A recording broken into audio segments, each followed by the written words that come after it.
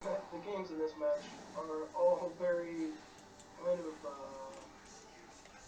kind of interesting at their conclusion.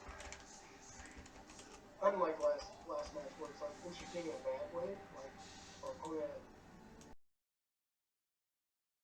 interesting is like, okay, they're so close. What could be done from either side of the game? Turn 3, Tasker. Tasker's pretty good. So now we just want to draw an untapped land here.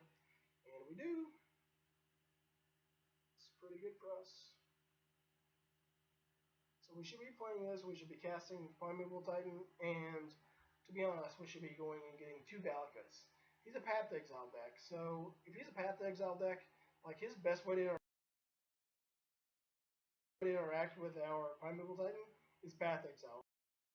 So yeah, Stubborn and Out can be very good against us, but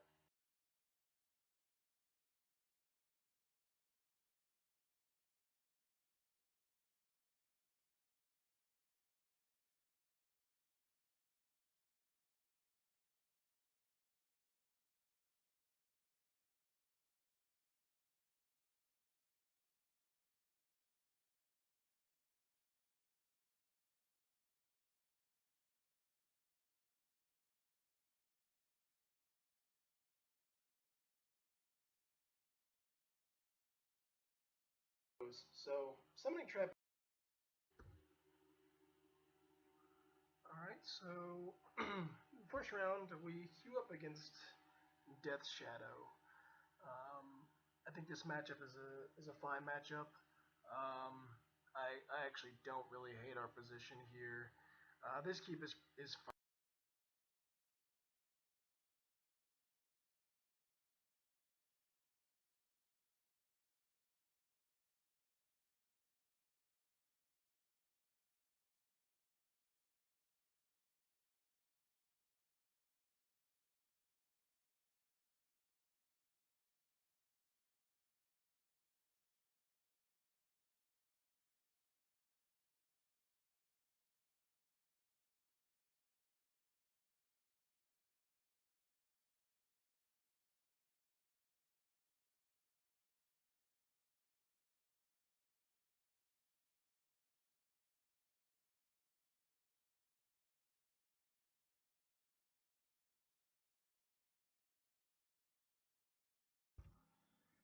Hello, welcome to teamnfgbot.com.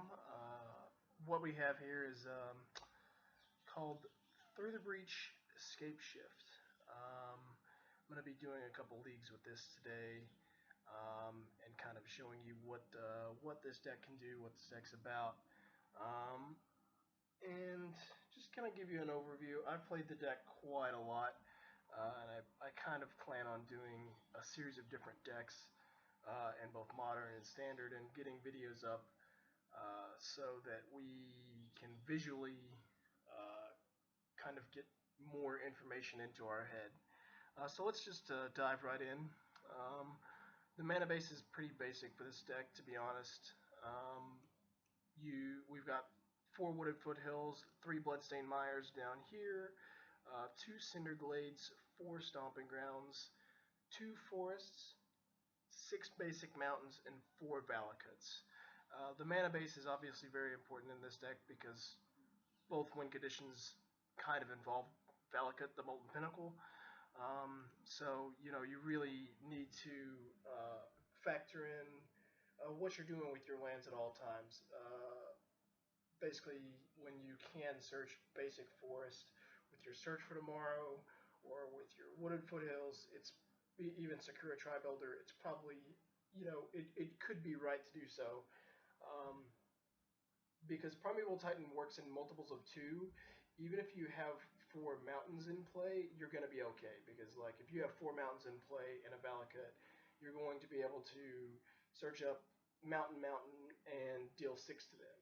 Um, so, keeping in mind that Primeval Titan being one of your most powerful sources of putting lands into play, works in multiples of 2, don't really worry about losing the game or something because you went and got a forest. I think you're more likely to lose the game, um, the long drawn out games, because of awkwardly fetching too many mountains all the time. Um, So keeping with that, when it comes to your ramp spells, sometimes you don't even want to necessarily just play them right away unless you have a Valakut in play, because you don't want to run out of fuel in your deck. And I've been in situations where that's happened, even fetching forests. So in a long drawn out game, you kind of have to get a feel for the deck and understand what you're doing. So outside of the mana base, we've got 3 lightning bolts and 2 anger the gods as kind of our anti-aggro package. These cards get boarded out a lot, depending on what we want to bring in. And most of the other matchups where we don't need them. Lightning Bolt kind of has more upside. Scape Shift on just the baseline Scape Shift does 18 damage, so a Lightning Bolt puts them actually in range for the decks that aren't fetching. So Lightning Bolt can play a role in some games outside of just killing creatures. But basically, the function of Lightning Bolt and Anger of the Gods are to make sure that you have the time to get to your Through the Breach with your Primeval Titan or Scape Shift. So then we have a plethora of 2 mana ramp spells, 4 Sakura Tri-Builders, 4 Farseeks, and 2 Explorers. I originally played 1 Explorer, and I've really actually been liking the second Explorer. I don't think you want more than that, but it is a card that recently I moved up from 1 to 2. All these cards really, they really kind of function as they read. But Explorer, the reason I wanted to go up to the second is it gives you another draw spell as well to get to your Through the Breach, your Primeval Titan, your Emrakul, whichever card you need at the time to kind of go off. You can basically kill people on turn 3 with certain draws, but you need specific cards in your hand. If you do not have to sacrifice Sakura Tri-Builder, I recommend you do not. It's a card that being in play is not necessarily a hindrance. In fact, it can be the reason why you win the game. So let's say you search up some lands with Primeval Titan, and you've got Valakuts in play. Then that gives you another enabler for getting a mountain at any point in the game at instant speed. So you can kind of kill your opponent whenever you want with Sakura Tri-Builder in play. That's not something that Farseek, Explorer, Search for Tomorrow can do. You can't just put a mountain into play at instant speed. So Sakura Tri-Builder is one of the cards that I think it's more kind of finicky. I think the learning curve on that card is not just base value, even though it seems so. You're not going to often kind of kill yourself by sacrificing your Sakura Tri-Builder as soon as you put it into play, but you just add another dimension to your deck when you leave it in play, and you don't just pop it off just because it's in play. And as you see throughout some of the games today, there are different moments where I kind of take a different approach. It's also another kind of based on feel of the game type of thing. So you got Search for Tomorrow, just another ramp spell. Then you've got 2 Obstinate Baloths. Obstinate Baloth is a card that I really, really enjoy. If there was more room for it in the main deck, I could easily see just playing all 4 in the main deck. As is, there's really only 2 slots for it. So Obstinate Baloth is kind of one of the MVP cards of the deck. It's just it does more than what it reads that it does. It's a 4/4 for 4. When it enters battlefield, gains you 4 life. If you discard it from your opponent, you put it into play. But like it really kind of glues you together in every matchup. I never board this card out, so it's really just kind of fine in every matchup. And against the Juns and the Abzans of the world, like having 2 of these main deck gives you that extra out of just having it when they play Liliana. They plus Liliana. You put a 4/4 into play. You kill Liliana, and now they just literally they discarded a card. They put a card into play for just to die for free. Like they literally basically just discarded 2 cards and let you time walk. So Obstinate Baloth is just an MVP. Of course, then you have Scape Shift. Scape Shift being one of the win conditions. You sacrifice any number of lands, search your library for that number of lands, put them into play tapped.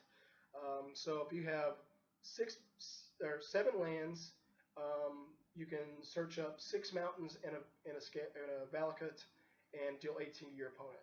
If you have a Valakut in play and you have 6 lands, or you have some number of lands in a mountain, you can just sacrifice the difference, and you'll be able to deal however much damage multiplied by 3 for the lands. So one cool thing to remember is, even if you don't have as many mountains as you need, you don't have to sacrifice all these mountains. So if I have 4 mountains left in my deck, for example, and I have 4 mountains in play, what I could do is I could actually just sacrifice 2 mountains and go get, or sacrifice the 2 mountains and the other lands, let's say basic forest, or a fetch land or something.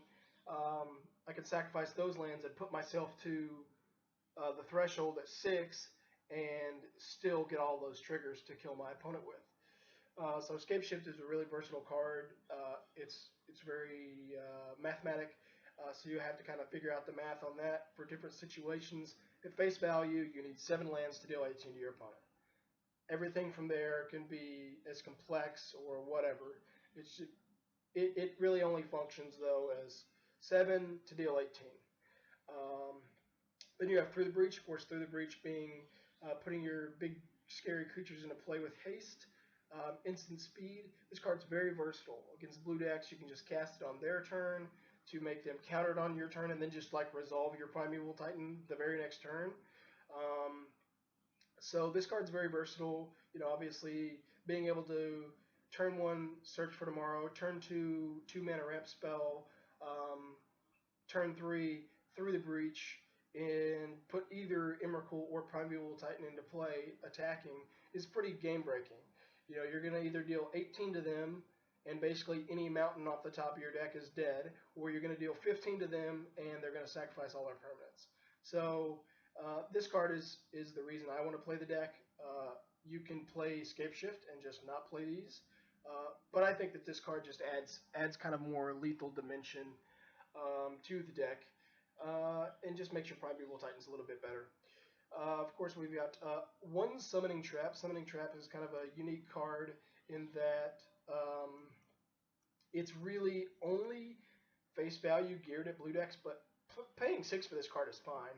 You don't have a ton of creatures, so that is, whiffing is a thing, but it's kind of got that collecting company feel where your sheer volume of cards you look at makes this profitable card to cast. You know, you're always thinning in this deck. You're really running yourself thin on lands because of your Farseeks, Explorers, etc. So your chances of hitting a creature are not terrible.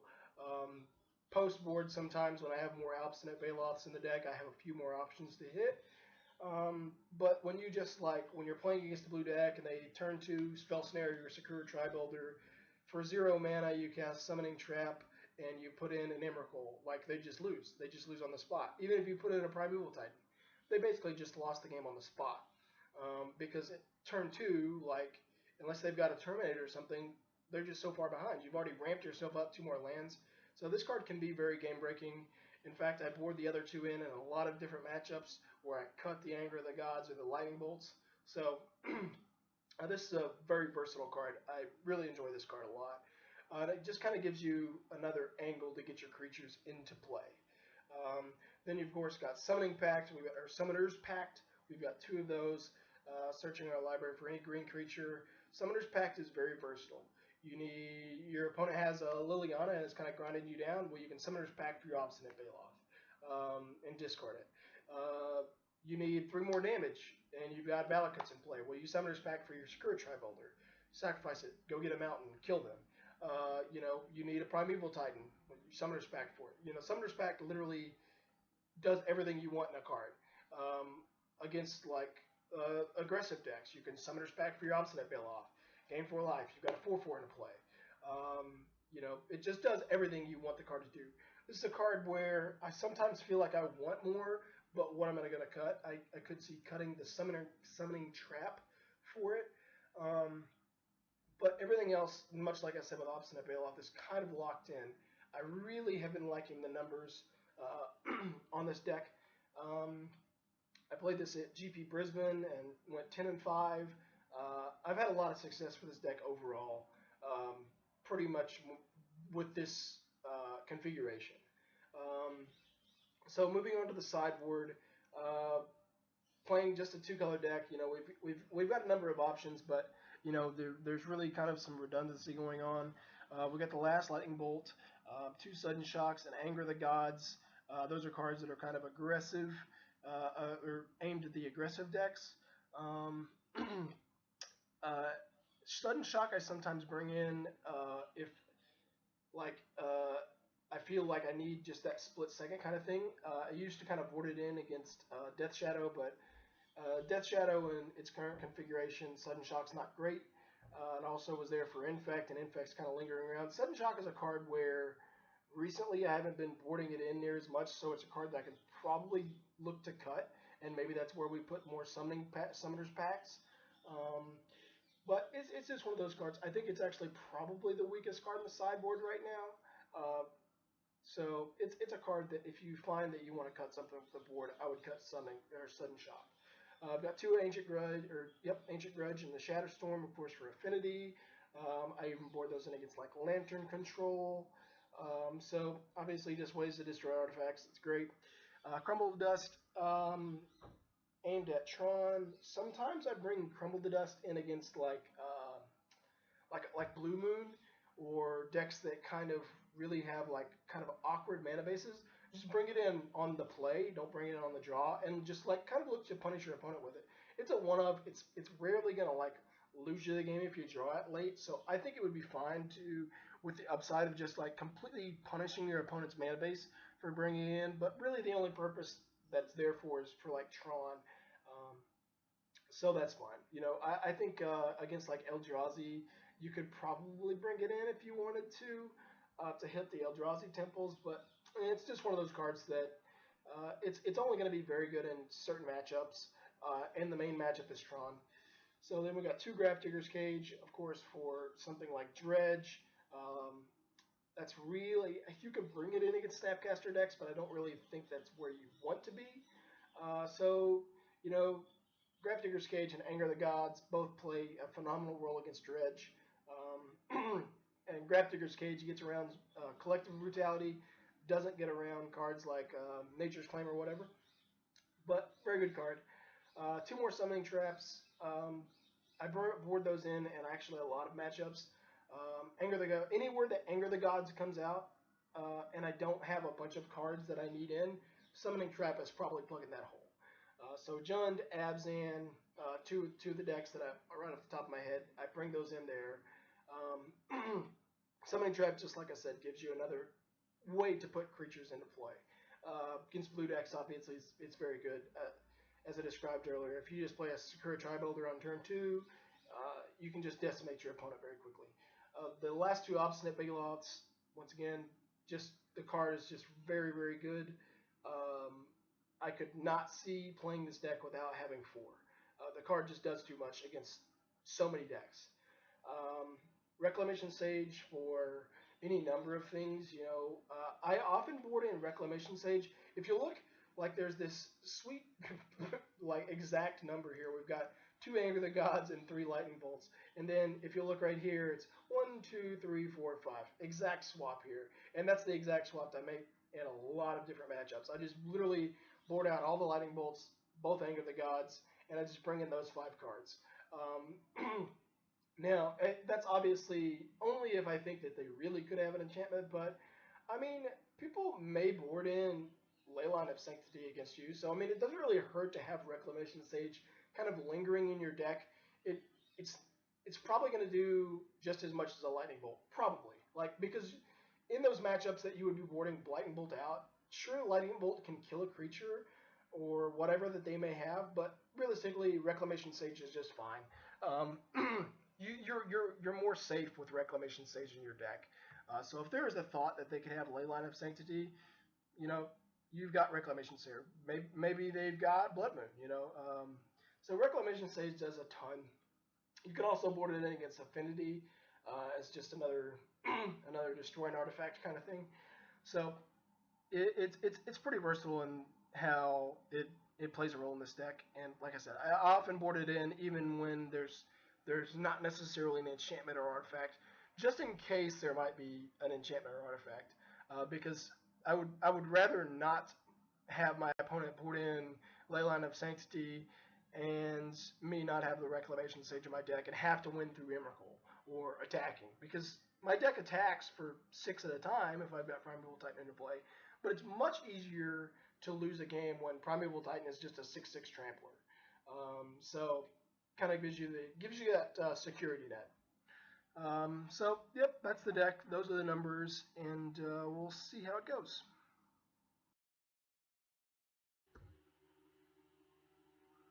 All right, so first round we queue up against Death Shadow. I think this matchup is a fine matchup. I actually don't really hate our position here. This keep is fine. 2 bolts, a secure tribe elder, and a primeval titan. So we've got 2 ways to survive against the would-be regressive decks and a payoff card. Of course, he leads off with an Inquisition. So that doesn't really disrupt us. I mean, it's going to slow us down. Primeval Titan does cost 6 mana, and we're not making it any faster to get there. Plus, he knows we have double Lightning Bolt, so the odds of him going into the danger zone are basically 0 now. From our point of view, we don't know that he is Death Shadow at this point, but looking forward in this matchup, I think it's fine. And everything I'm having to do early in the matchup is pretty straightforward here. So I think that this is a fine keep against a wide range of unknown opponents. I would just probably keep this all the time unless I just knew what my opponent is on. Him casting Thought Scour kind of gives us some information. Of course, we see a Death Shadow and a Lightning Bolt in the graveyard now, so the the jig is up. We know what he's playing, and the need is to play a very early Tasker, so just search up a Stomping Ground here. I believe I double Lightning Bolt this Tasker, which is kind of awkward. But at the same time, like, we want to preserve our life total here. So there's no real need to hold on to these Lightning Bolts when we know he has them. Plus, I feel fairly confident in being able to kill my opponent if I can just resolve these Primeval Titans or through the Breach them into play.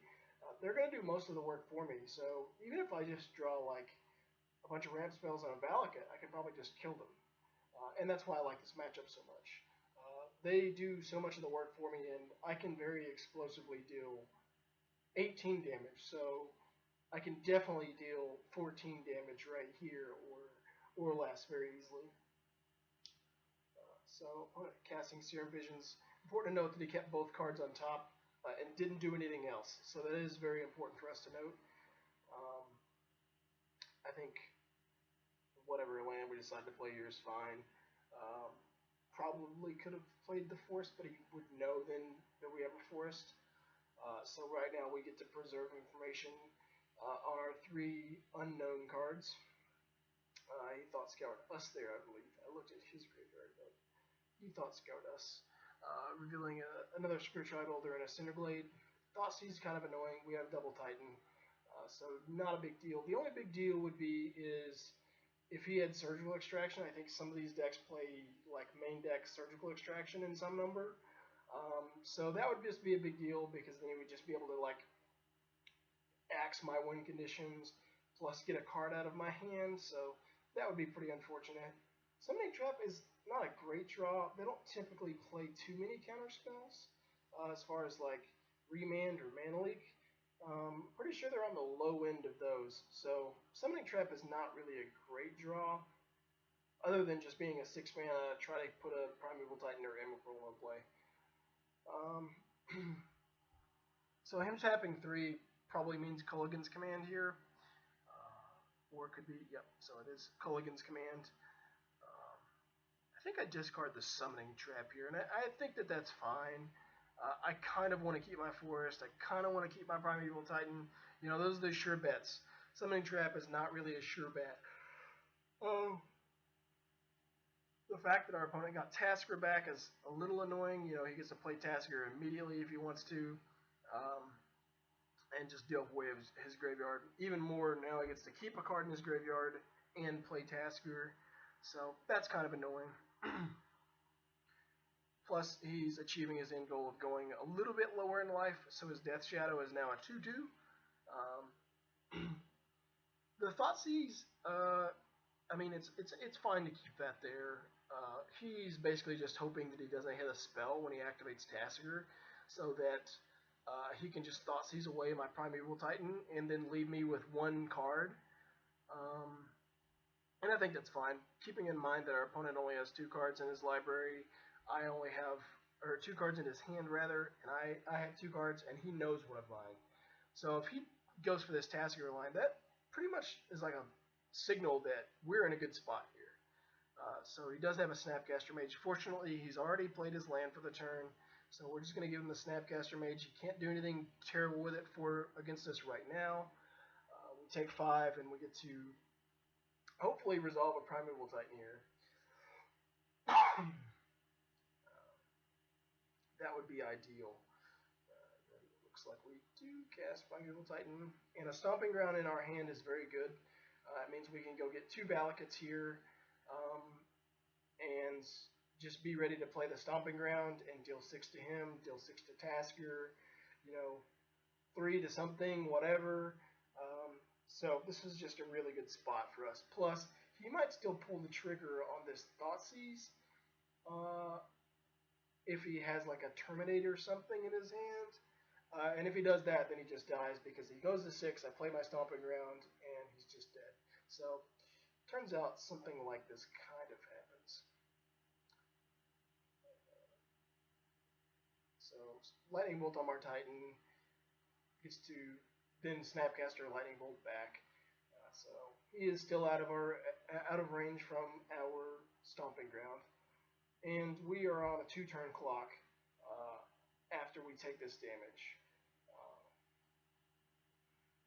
Important to note, the Lightning Bolt is also gone, so you can't like Tasker it back.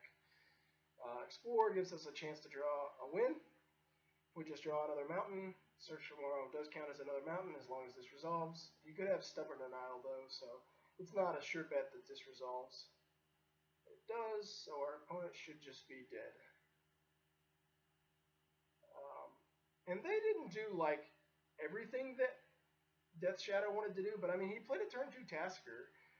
He milled away 1 Death Shadow. Like, this was a fine draw by him. It's just our draw was kind of awkward and really still turned out very well, you know. So we win game 1.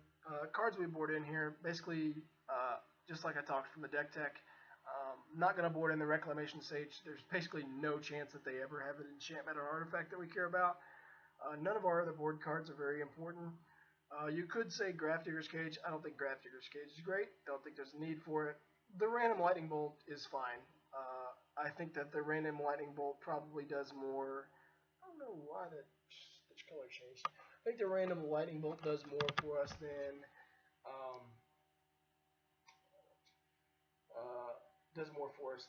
any of our other board cards could do. Computer decided to dim and then brighten a lot, so there's that.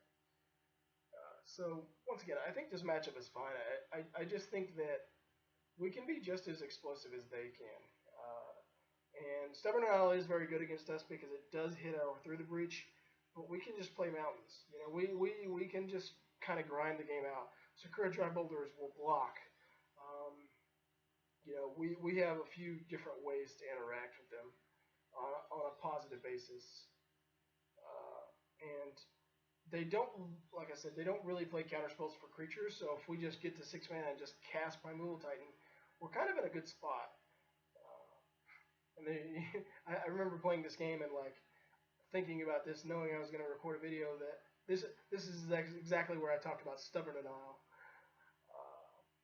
So yeah, Stubborn Denial can be very good against us, but overall I think we are set up to be fine here. it's also important to note that Stubborn Denial also does affect our Summoner's Pact.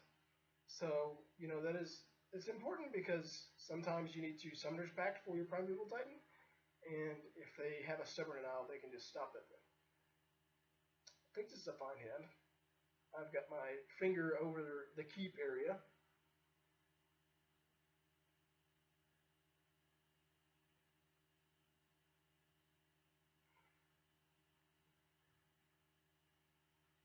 This hand is resilient to Thoughtseize. Inquisition does hit my Sakura Tribe Elder, which is kind of annoying, but if they have, if we get to cast Sakura Tribe Elder and then they have Inquisition, um, then we still have 2 cards that they cannot take. We've got a Valakut in hand, so unless they have Fulminator Mage, which is a card they've ward in, we are kind of resilient. Because they have Fulminator Mage, it is important to kind of fetch basics. So I think that initially my lines would be to play these foothills and get a lot of basics. Also, because we have Escape Shift in hand, we definitely want to fetch out 2 basic forests off the Sakura Tribe Elder and the Wooded Foothills in some number. We only have 2, but we have 3 ways to search them up. And I don't think we would get punished very heavily by the Valakut and the forests, although that could lead to an awkward game.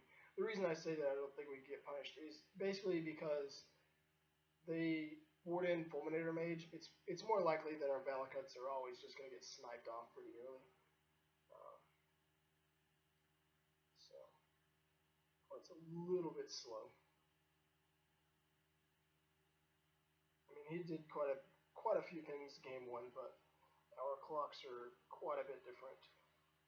So I did have the Thoughtseize, which is kind of unfortunate. I think he should take the Sakura Tribe Elder here, given that we don't really have a way to ramp. They do have Fulminator Mage. I think that he should take the Sakura Tribe Elder, although you could make an argument for either other card. I think Sakura Tribe Elder is the card that kind of enables everything, as far as that goes. Also, he didn't see through the breach, so he also doesn't necessarily know that, and that's a fine, especially with a deck with Surgical Extraction, taking Primeval Titan is not a terrible choice. So he didn't see through the breach game 1, so he could now just think that I'm a Scape Shift deck. It's just straight Scape Shift, which is kind of misleading. Now, they both fall into the same avenue of being instant or sorcery for Stubborn Denial, but he could get into a situation where if he takes the Scape Shift at some point, maybe he falls victim to a Through the Breach, not thinking that he's dead because I only have 5 lands in play, and then I just Through the Breach him out of nowhere. So that's actually an important thing to note, that he didn't see Through the Breach yet. Now he's seen Escape Shift. He knows we're playing Escape Shift. So he would probably have been leaning towards me playing Escape Shift in the first place, but search up a basic mountain here. Bloodstained Mire is fine to play there, although he did not know about it, so it kind of gave away a little information there. Maybe was not necessary. Probably should have just played the foothills. I can get both forests anyways, but this is fine. Also, to note that he milled a Death Shadow and a Guramag Angler, and he's very quickly dying. So if we can piece together some things, we could probably kill him pretty quickly here. But that's the Thought Scour problem. It does what you want, but if you just draw a bunch of Thought Scours and Serum Visions, your deck is just kind of like, eh. He did put 1 card on top with his first Serum Visions, and I believe he bottom topped on this one. So this looks like it's going to be a Tasker. And in that case, I don't think there's any reason for us to sacrifice the Sakura Tribe Elder here, because that's going to put us at 3-4 mana on our turn, so we couldn't even cast Through the Breach, so there's really no reason for us to sacrifice the Sakura Tribe Elder here.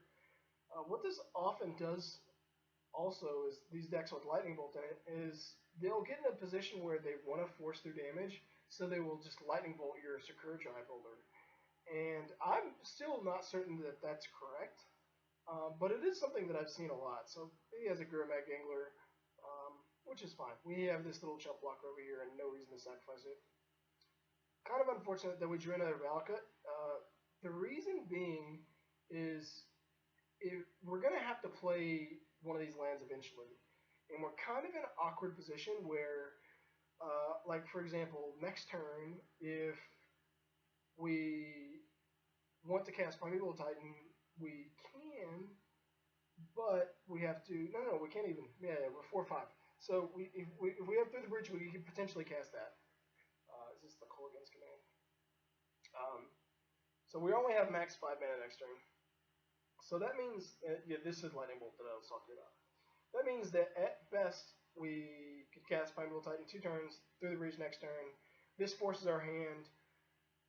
But if we want to cast Primeval Titan on time for certain, like we have to play Valakut this turn, which makes us weak to Fulminator Mage unless we draw another land. So it's kind of a delicate little balance here. Drawing the Sakura Tribe Holder is pretty good. It allows us to play around the Fulminator Mage in a way. He can still Fulminator Mage away our Stomping Ground, but then we're kind of in the same kind of position. And the other big thing is we just don't want to get surgically extracted regardless. Like, we don't want to play the Valakut and him Fulminator Mage it and then surgical extraction it. Especially with Scape Shift and through the Primeval Titan in play. Or in hand, sorry. And he knows about the Scape Shift, so he's always going to be on the lookout for that. Now, the good news for us is we do have the option to sacrifice Sakura Tribe Holder here, search up a forest, and then play Valakut on our turn and hope to resolve a Escape Shift. That is a line of play that we have access to. And once again, just like we said before, he's taking the line of Lightning Bolt my thing. Now, he needs to get me dead, so this is a little bit different. I said I wasn't sure if it was correct. I think in this position, it might be just because he's forcing through 10 damage. So, it is one of those things.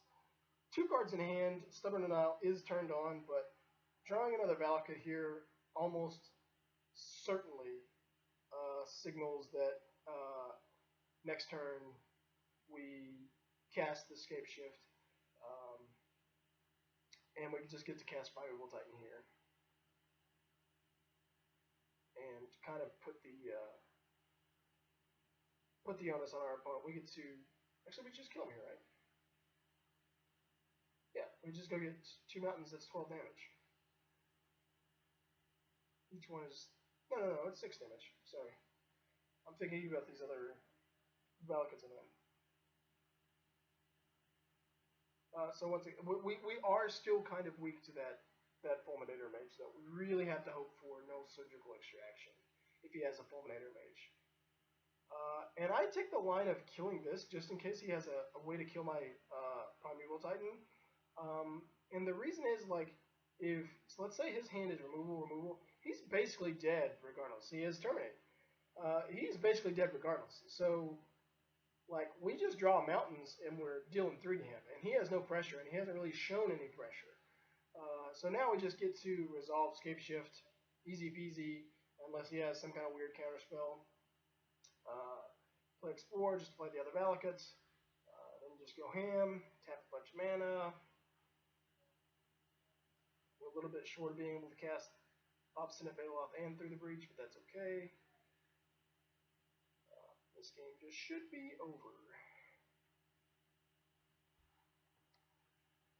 Stubborn Denial. See, that also turns off Stubborn Denial when we kill his Gurmag Angler. So, we really kind of got rewarded for everything we did there. Killing his Gurmag Angler instead of his face, which could open up lightning bolts to killing us, Snapcaster Bolt. There's just every number of reason to just kill the Gurmag Angler and worry about him. He had double Stubborn Denial, so we definitely played around that card. to the best of our ability. He had the exact hand basically that we described. If he has removal spell and a counter spell, this is the best because it kills his thing and it gets rid of his counter spell. And it played out to be exactly that. So that's that. All right, round two. We, funny enough, have another version of Death Shadow on the other side. This is a fine hand to keep. We have both of our win conditions. We have, well, half of one and the other. We have ramp spell. We are on the draw, so it's a little bit awkward. So we've got to put together a few pieces, and our opponent going Swamp, Mishra's Mishra's Bauble is potentially an issue. He could just end up killing us very quickly if he gets some good cards off these Mishra's Baubles. He targets me with both Mishra's Baubles, which is fine. So he knew my top card, and now he knows my next card. If I remember correctly, this opponent eventually targets himself, so that's kind of cool and unique. Kind of giving himself some more information. I actually think that after the first Mishra's Bauble, maybe that he should target himself with another one. Maybe this is the one that he does target himself with. So he gets to play turn 2 Tarmogoyf, which is pretty strong. And so he did target. No, he targeted me with that one. Yeah. So I think that that one is for sure just kind of nonsense. Like he knows I'm far seeking this turn, so he just kind of wasted it. I think that it doesn't really do anything for him to target him, but I don't know. It seems kind of like you could probably give yourself some more information if you just targeted yourself. So just to cast a Death Shadow so it dies. To grow his Tarmogoyf, which is fine. And that was not in fact an Emrakul, it was a Gore Clan Rampager. The interface just kind of bugged out there. So we drew the other half of our Through the Breach. So as long as we don't die here, we should kill him. They don't really have a whole lot of interaction for this. Big 6/6, trample haste, kill you is probably just going to kill him next turn. So we just need to survive through a Tarmogoyf. He could have cards like Tarfire, but that's still not enough. So if he's playing Gore Clan, he could have Temur Battle Rage. I've seen that kind of fall by the wayside a lot more recently. So it's not as normal to have that card, even in these red variants, but did have a Culligan's Command, which is fine. Dealing 2 to me and getting his Gore Clan back. Little does our opponent know that he's just dead. He's just dead. So if we play this mountain here, we can go get Valakut, and then mountain, and he's for sure. I mean, he's dead regardless, basically. As long as we get a Valakut and then 2 mountains at some point, he's just dead. So just going to attack for lethal, and there's not anything that our opponent can do for it. He's got a 5/6, we're at 5, he's just dead. Once again, I think that this matchup is actually favorable. I think this matchup being favorable is a reason to play this deck because neither one of you really interact, and like unless they're playing Temur Battle Rage, most of the time, even as fast as they go, you're fine. Like they don't interact with you enough for that to matter. Obviously they have Thoughtseize and Inquisition, but it just doesn't matter. Same exact board package, even though they don't have counter spells. Summoning Trap, Lightning Bolt. Doesn't really, not really a reason not to do this. You could just keep Summoning Traps out and keep Lightning Bolts in since they don't have counter spells, but I kind of like that configuration. Especially now that we've boarded in more creatures, it just gives you, and Obstinate Bloodlust is not terrible. This hand's very good. This hand is actually, it needs both pieces, but this hand could potentially turn 3. Because we do have the Search for Tomorrow, we do have a turn 2 ramp spell, so potentially we could turn 3. But now we need to draw perfect. Oh, no, we only need a Through the Breach. I'm sorry, I forgot we had Summoner's Pact. literally watching it and still somehow forgetting. So Mishra's Bobble. Yeah, see that one he targeted himself and then he fetched. You know, like I understand that information is kind of. I think that information is kind of irrelevant for as far as like what I'm playing or whatever, but it was just strange. Like information is information. He definitely could have like Mishra's bobbled me and got information. It's a small thing, but maybe it matters. So we get to play a Sakura Tribe Elder here and have our life total preserver. Important that we don't have any non-basics for a Fulminator Mage that's out of the board. So we're kind of protected from that. Sometimes they play Liliana, so we've kind of got that interaction there with Obstinate Baloth. We can cast Obstinate Baloth next turn as well. So I think that right now I would say that I'm in a good position. But,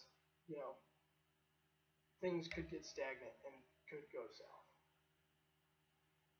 Get the block. I don't know why, just press OK.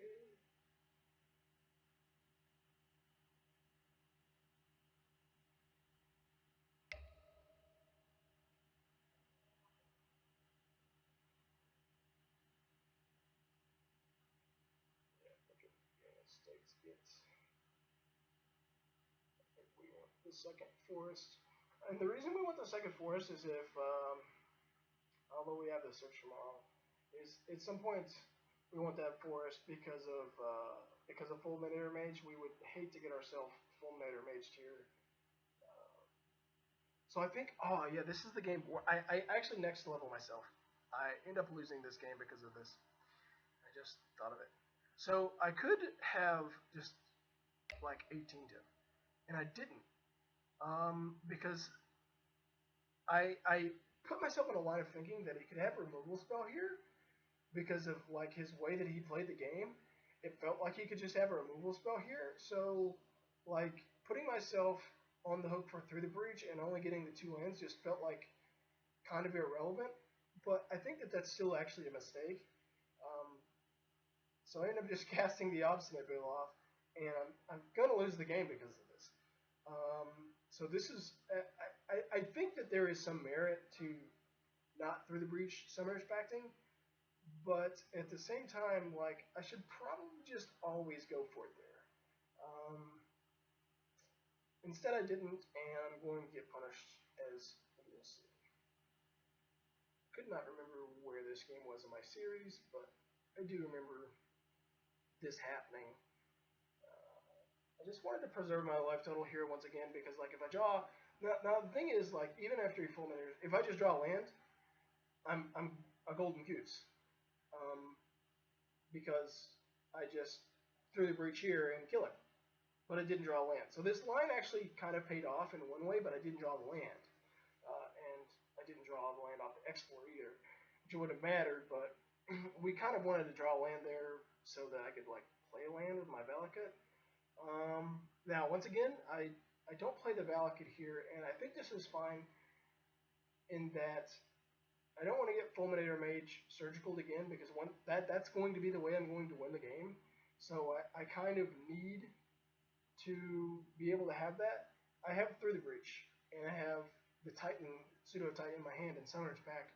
So as long as I just dodge a card like Collective Brutality, I'm easy breezy. But he had the Collective Brutality, so I'm kind of getting punished everywhere along the way for these plays that I've made. And there is logic for them, but I think that I just got scared. I decided that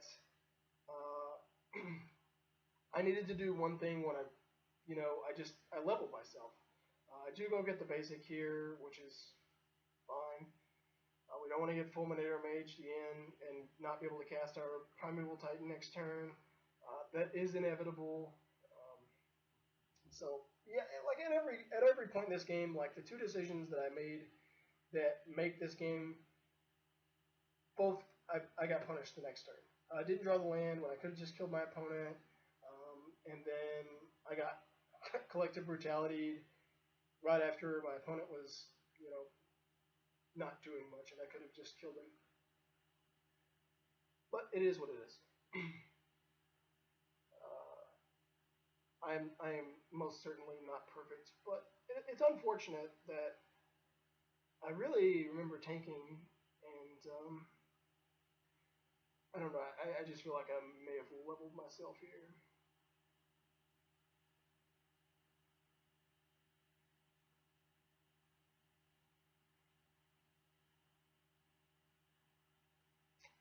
It should just be like Valakut, Primeval Titan.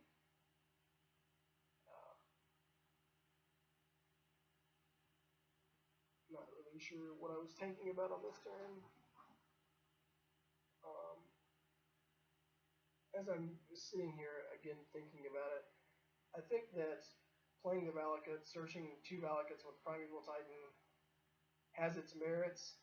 Of course, if my Primeval Titan dies, I'm once again on the hook for needing to draw a land.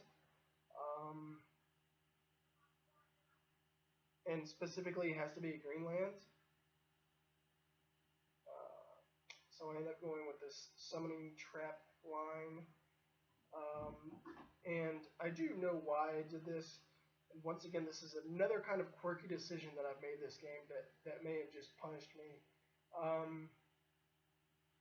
If I do it this way, then I can Summoning Trap into X into cast another X next turn. Unfortunately, my opponent has Temur Battle Rage in his deck, and I just die. So, I think I actually look at the top 7 cards and see that I would have gotten a Titan on the last one or something. Yeah, the last one. So this line would have been fine.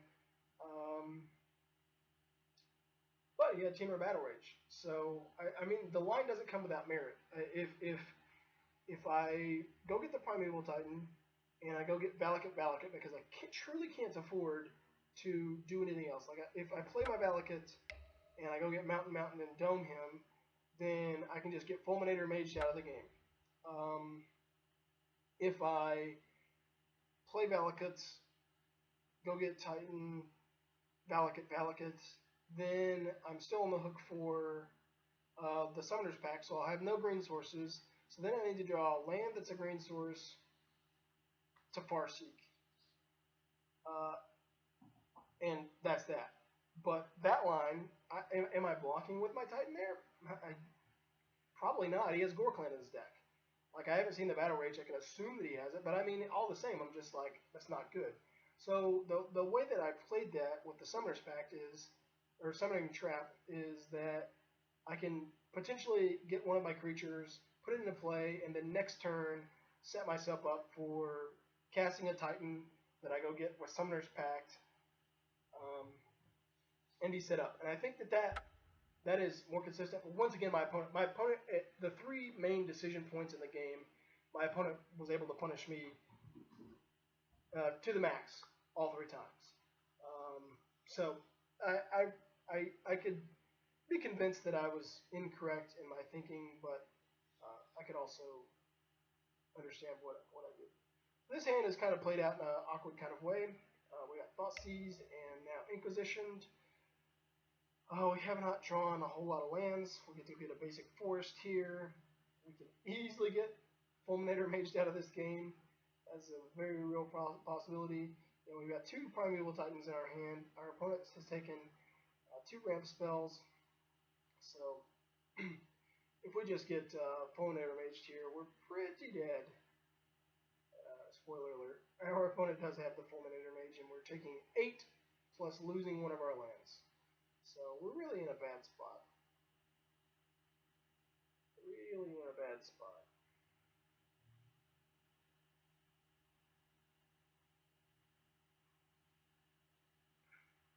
Oh, he has a collective brutality. There you go. Collective brutality. That's a really good one, right? I think he Fulminator Mages here, and it's just pretty poor for me. Just to seal the deal. Maybe he doesn't. Maybe he just kills me.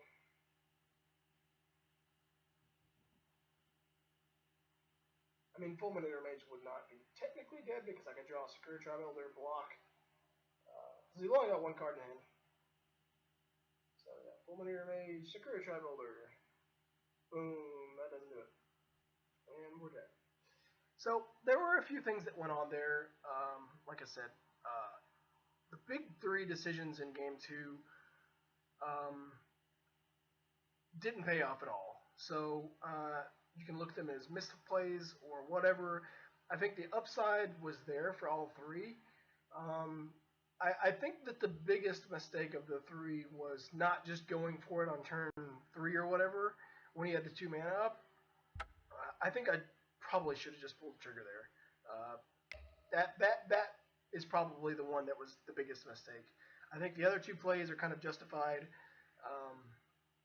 They just make sense if you really look at them logically.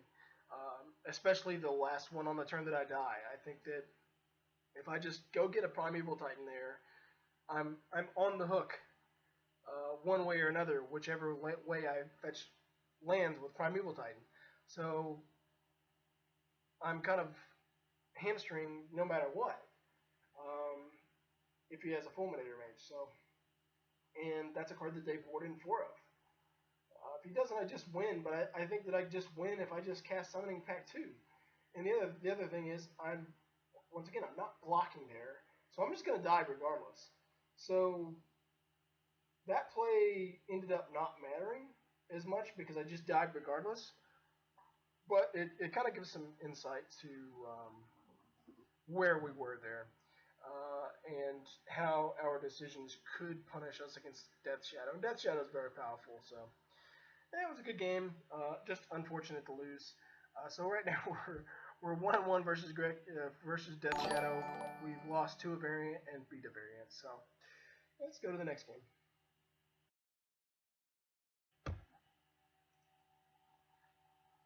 Up next, we have a very exciting matchup. This is a matchup that I don't think is actually that exciting. This deck can be kind of annoying. We're going to be playing against Merfolk. They can be kind of annoying for us, but for 1, our opponent is mulling to 4. For 2, we kind of have a good draw against Merfolk. We have an Anger the Gods. Chances are it can be very good against them. Obviously, they do have Curse Catcher. They can buff their guys out of range, but typically, I think you can find ways to get value with Anger the Gods. Also, we have an Explore, so this hand's pretty fine. We have a way to search Basic Forest. We have 2 other lands and Explore. We have either half of winning with Through the Breach. So yeah, we're kind of set up here. Our opponent decides to keep on 4. They put a card on bottom. I think they're going to be putting a wide range of cards on bottom there, depending on their 4, obviously, but they're going to be looking for some specific things. So Curse Catcher, pretty annoying. You know, they mulled the 4 and they actually have a very reasonable turn 1. So they have like 8 cards they could have played turn 1. This is a very good draw, even in the face of our Curse Catcher. This is going to allow us to explore and suspend Search for Tomorrow. So even if our opponent goes second land into Spreading Seas, we're still very good on blue sources and red sources. So not a big deal no matter what. And we basically have Anger the Gods up next turn 100%. So we're not really facing a big clock here. And our opponent is kind of facing a pretty scary position here. So another Explore. I would rather Explore than just Anger the Gods away 1 guy. Let's play 2 lands. Really in great shape here. Nothing that we're really scared of. Like even Spreading Seas. There's just nothing that our opponent can do that would make us think we're going to lose this game. Spreading Seas, as I said earlier, kind of expected a card like that. So if we just draw a land here, though, this game is pretty much wrapped up. Even Through the Breach. Of course, we have a Search for Tomorrow, so we don't need to draw land, but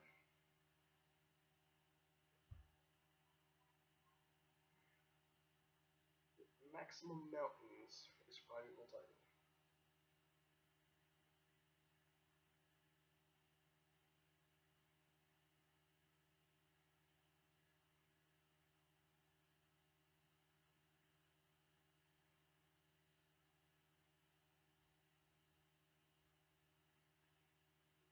I think we easily get Valakut, and just force threaten to kill him next turn.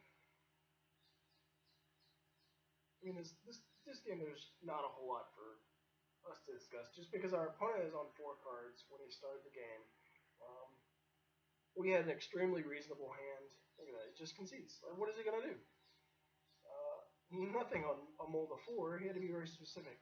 So I said anger can be good, but I actually think that anger is not very good in the matchup. It can be good, but I think it's typically just going to be weak. Um, there, there are lots of remands floating around and unified wills and cards like that, so there's not a whole lot that I want to board in, board out in this matchup. Um, I like Lightning Bolt a ton more than I like Anger of the Gods, though. That's for certain. And they don't always have counter spells, so I don't think that you need to board in the other summoning trap. Um, I think the main deck is just very good against them in general, so I mean, 2-card cut is fine, especially considering we're on the draw versus a deck that has Curse Catcher, Unified Will. You know, the chances of Anger of the Gods being lackluster are pretty high. So I think this is a fine hand. We do need to draw some lands here. Spreading Seas could get us if we're not careful, but overall I think this hand's very good.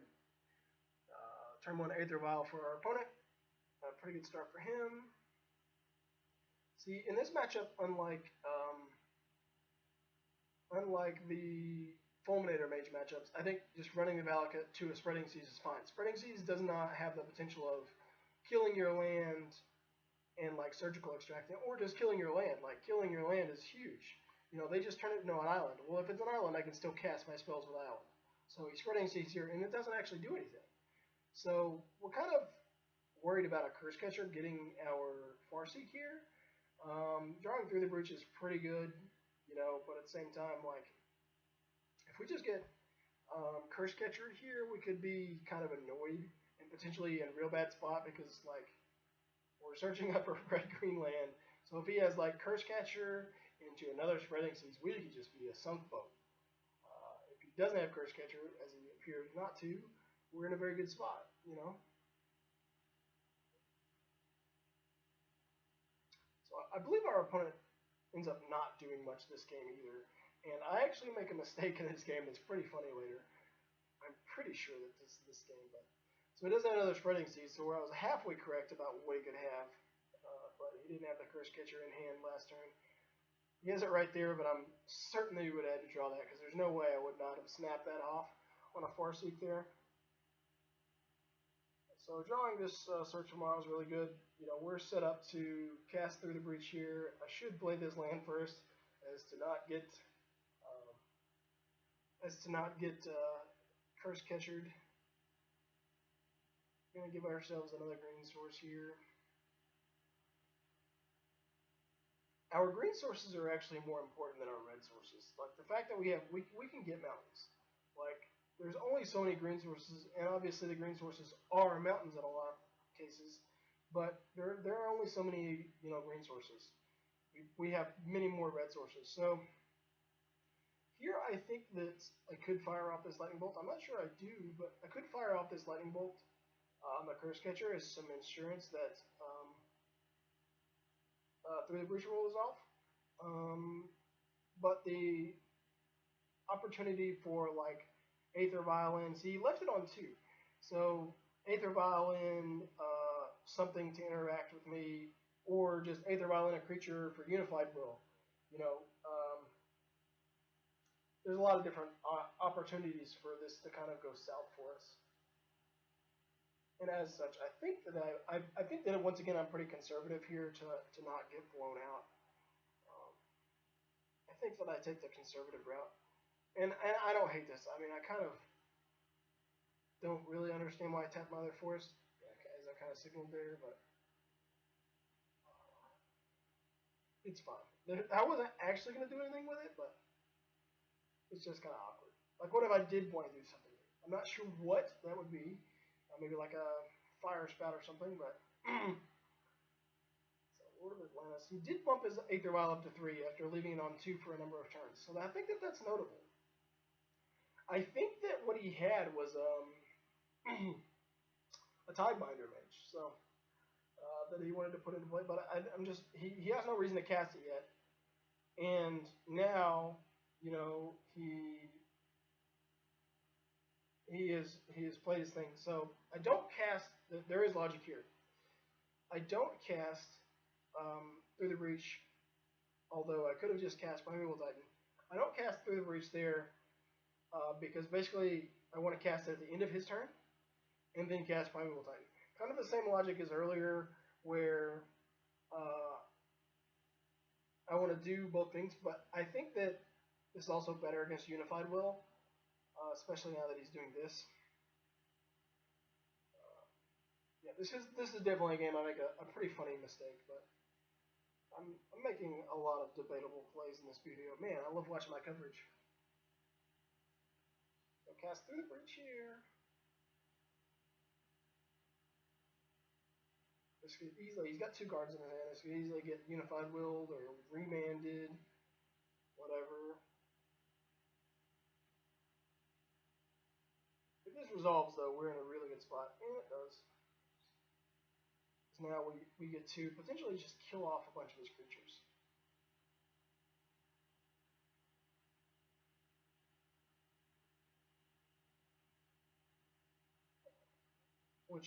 Which is the spoiler alert for the big mistake that we make. It's a very good one. I mean, I'm pretty sure I can kill my opponent this turn, but I find a funny way to like finagle this turn. So Kira is the mistake I make. Kira says the first time that a thing targets. So this is the Unified Will. Upstage. Oh yeah. This is how this goes wrong. So Kira says the first time it enters an ability, yeah, there you go. Spell or ability targets each creature you control, you counter it. So I should have killed the Kira first, and then killed the board. Because right now I can actually sweep his board. I have Mountain, Stomping Ground, Wooded Foothills, which is actually a mountain. I have 2 Valakuts in play. So I can fetch with Wooded Foothills, go get a mountain of some sort. Off Primeval Titan, I go get Mountain, which is 12 damage. So I don't actually have enough to kill him because I potentially have 18 damage. So I need to sweep his board. But I do this in the wrong way. So what I should do here is I should fetch with Foothills. This is correct. Go get a mountain. Go get Mountain off Primeval Titan. With the first series of abilities from Primeval Titan getting the 2 mountains, I target Kira twice and then his face twice. Then I play Sakura Tribe Elder and I can kill his other 2 dudes. But for some reason, I'm like, oh, I know what I'll do. I will target this, and it's right about here that I'm like, oh wait a minute, I just lost an ability for no reason, and I kind of need to kill everything. So I mean, this pause is pretty funny because I'm like, oh man, why did I do that? I threw away 3 damage.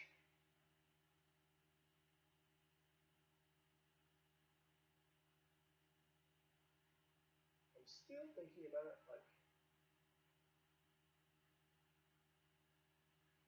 oh me, yeah, and here's, yep, still messed it up. That is correct.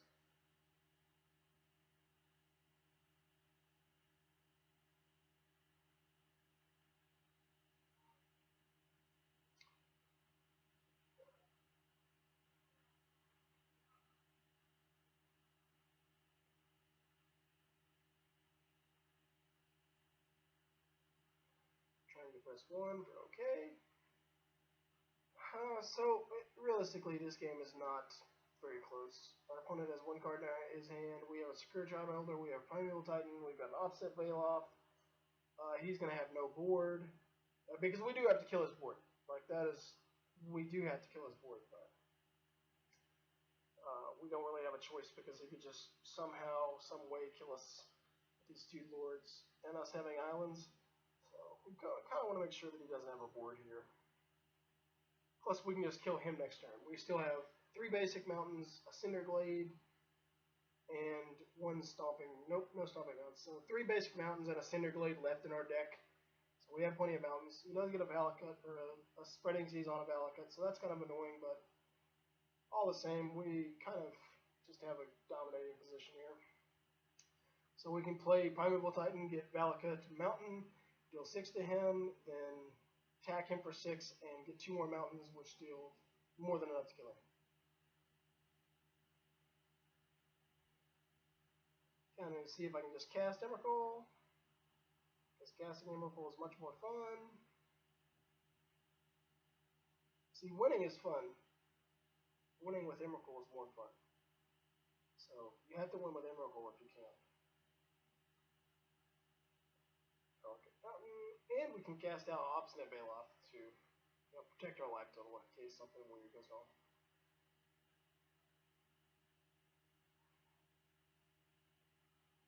This game is just over. Sometimes I play Paper Snag though. I mean, although he would still just be dead. Like, that doesn't take away the fact that they would just be dead. In fact, this is actually incorrect because he could have Vapor Snag, but it is what it is. So right now we are 2-1 with a victory over Merfolk, Grixis, Shadow, and a loss to Jun Shadow. Alright, here we are. Got another, we're gonna mulligan the first one. This one's fine. I think we should top that, to be honest. Oh wait, it doesn't matter because we have search.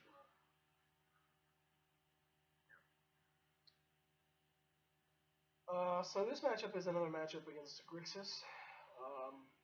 If I can remember correctly, this is just straight Grixis. This is not Grixis Shadow. This is more like Grixis Control. I do remember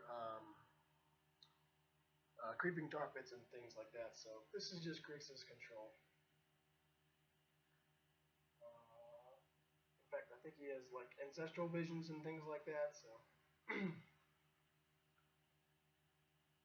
Right now we're kind of, in the real world, kind of in the dark about which version of the deck he is. So important to note, he bought them both. Kind of annoying, but we do have another search tomorrow, so we're fine. Like, our hand is as weak as it is. We got to play a land on turn 1 and 2. We have another land coming in play. If we draw land, we can cast both Secure Tribe Elders, as I just motioned. So I think that we're actually well set up to win this game here, especially against Grixis, which is another deck that I really like our matchup in. So we draw a Through the Breach, which is actually okay. We're going to be able to cast Through the Breach potentially next turn. Of course, sacrificing a Secure Tribe Elder, Search for Model Resolving, puts us at 5. Our opponent does have a lot of interaction playing Grixis, though. And right now he's on blue-black land, and all he's done is cast Serum Visions. So, it's kind of one of those things like, what is our opponent up to? At this point, I think it would be very clear to you that it was just Grixis Control, and not like Grixis Shadow, just because he's not done anything. So him playing that like that kind of gives me pause because, like, what does he need 3 mana for as opposed to 2? So it should give me pause here. I still think I want to do this because then this is one of those moments where I think you could have just not sacrificed the Secret Tribe Elder, but you want to sacrifice it because you want to be able to hold up Through the Breach at the end of his turn, if nothing else, and force him to deal with it on his turn. Because Through the Breach does allow it at the end step to stay into play and still attack on your turn. So His upkeeping, I thought that he had a V-click, which he was just going to get badly blown out by. Because I'm just going to respond him through the breach and then just kill him. So I don't draw land, can't even just cast my Primeval Titan. Not that I would. But I think the Summoner's Pact is very good for us, just because it gives us different avenues for attacking. We have multiple Titans. So if we like through the breach, and that resolves, and the Primeval Titan's in play, then I can just cast Primeval Titan next turn. He has Cryptic Man up, so this is kind of annoying. I think he does Cryptic and bounce my Valakut, but that's actually kind of like bad for me. But it is what it is. You know, it just sets me back a whole turn. So he does have Cryptic Command. He is bouncing my Valakut, but it's, I mean, in the grand scheme, unless I draw a land like that, I couldn't have cast Primeval Titan anyways. So this cast a Courage Tribeholder set up. Valakut being in play is very good against him, being Grixis control. He doesn't have any way to interact with it really. So the blue-white control decks sometimes play Spreading Seas. The blue-black based control decks don't often play Spreading Seas. So, and I don't think there's very many Fulminator mages running around in main decks, although there are some. So regardless of that, we would be set to